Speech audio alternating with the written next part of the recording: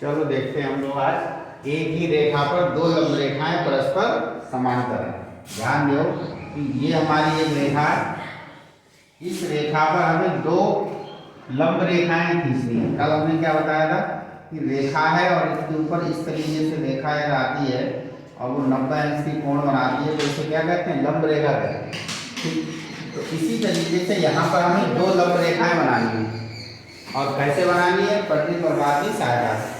ये तो मैं 7th में बताया था हमने कि किस तरीके से लंब रेखाएं खींचेंगे।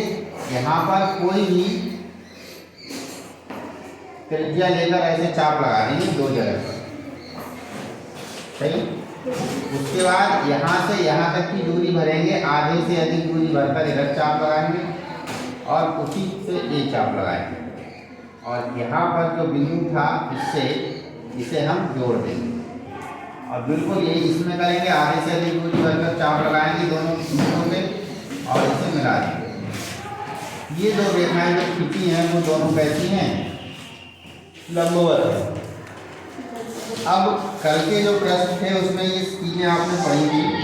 इस तरीके से यदि कोई दो समांतर रेखाएं हैं और एक तिर्यक रेखा काटती है तो उसके अंतः कोणों का योगफल कितना होता है?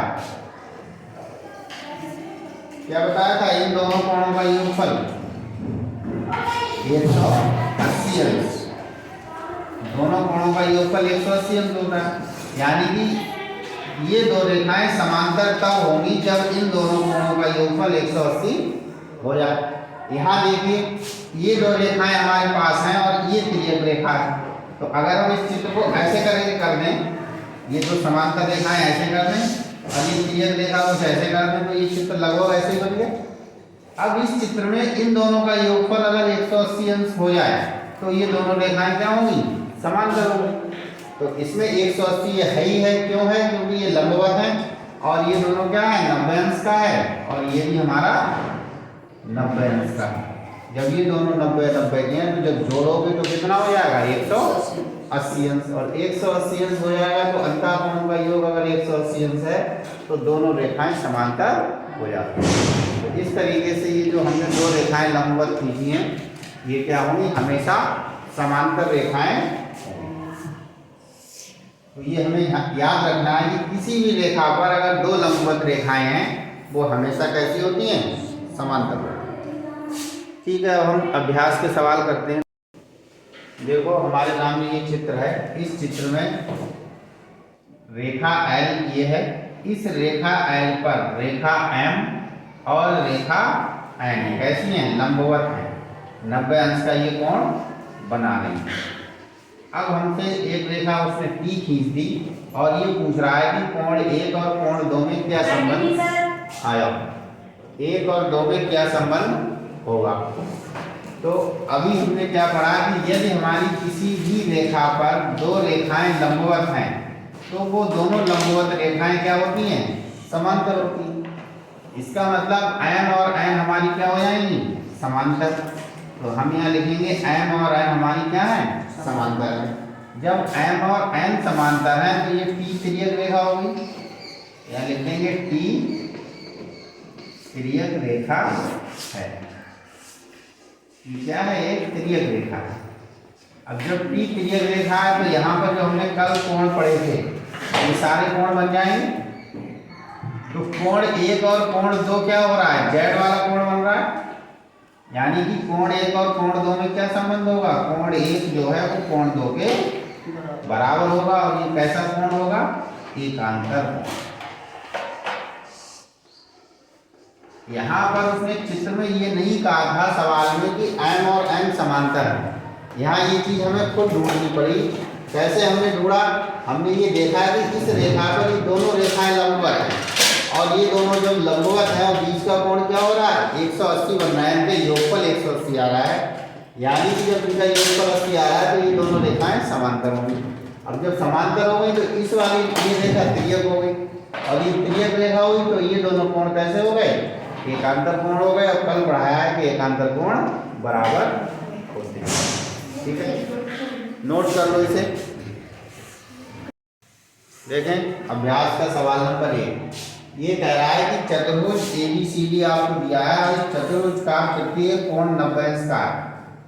ठीक है, और सत्यापित कीजिए कि AB समानांतर CD, जो रेखा AB है वो CD के समानांतर है और AD रेखा BC के समानांतर है। तो अभी जो हमने पढ़ा कि किसी भी रेखा पर लंबवत रेखाएं समानांतर होती हैं, अभी हमने यही तो पढ़ा था। तो अब यहाँ देखो, जो हमारी AB और CD ये जो दोनों हैं, ये रेखा AD पर लंबवत है।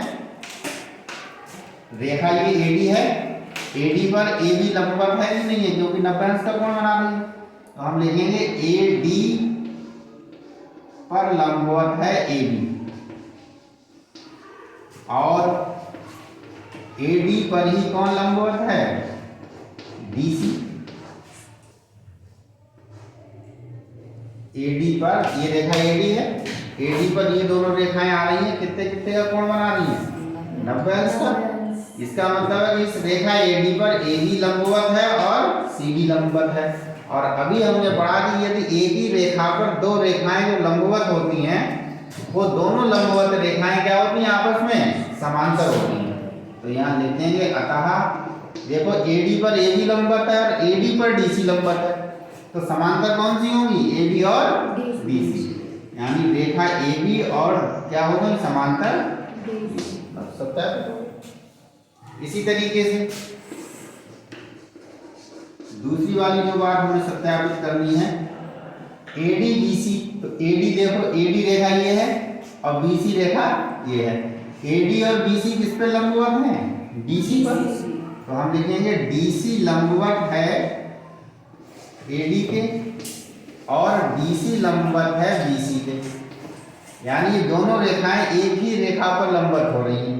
हम लिख सकते हैं कि AD समानांतर है BC।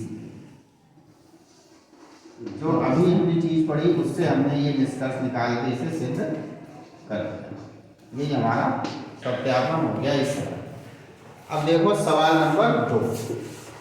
देखो किताब में सवाल नंबर 2 क्या कह रहा है।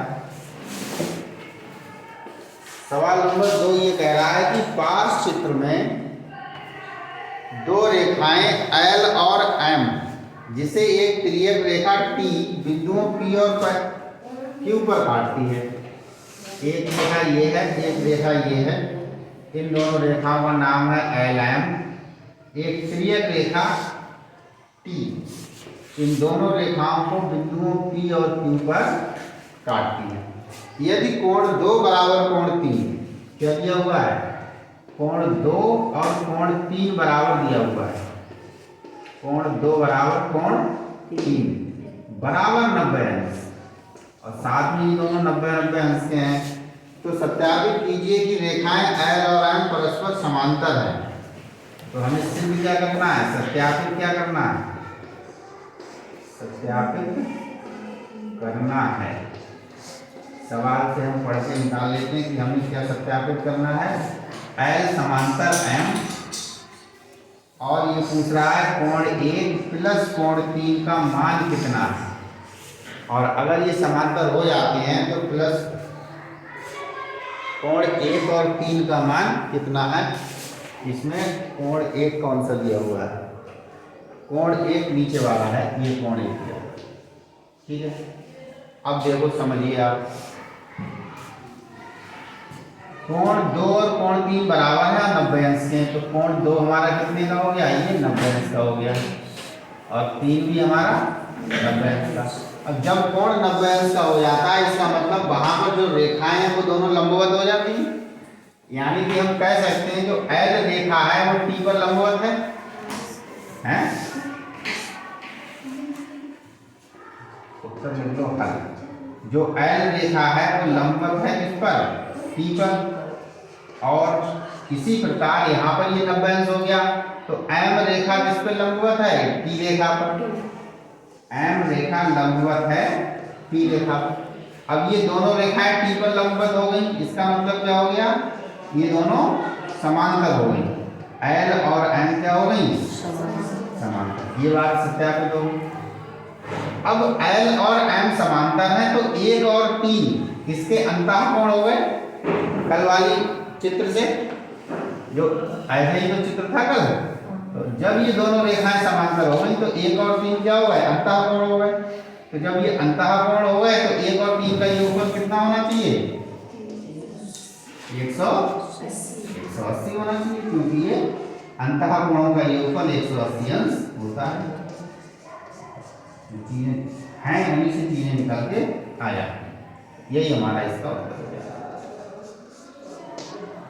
ठीक, नोट कर लो।